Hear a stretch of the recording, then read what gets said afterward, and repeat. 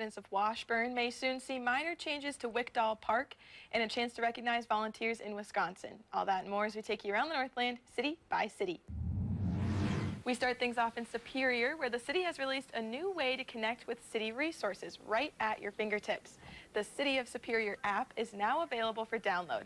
On it, you can have access to services, information, and non-emergency reporting. Users can report issues, pay bills, submit photos, track progress, and receive updates from city staff. Leaders hope this app makes the city more accessible for everyone. It's free to download on both Apple and Google Play stores. Next, we head to Washburn, where WisDOT is looking for comments on Wickdall Park. The agency is proposing a concrete replacement project that will convert a small fraction of park into Wisconsin Highway 13 right-of-way.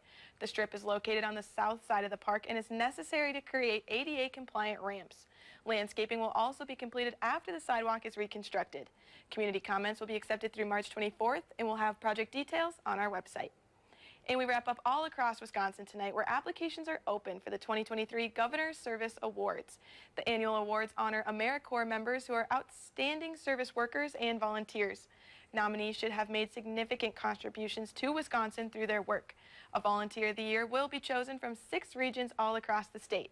Nominations are due April 10th, and a celebration will be held in early June. We'll have the nomination link on our website. And as always, if there's something going on in your neighborhood that you think we should know about, send us an email, and it might be featured as we take you around the Northland, city by city.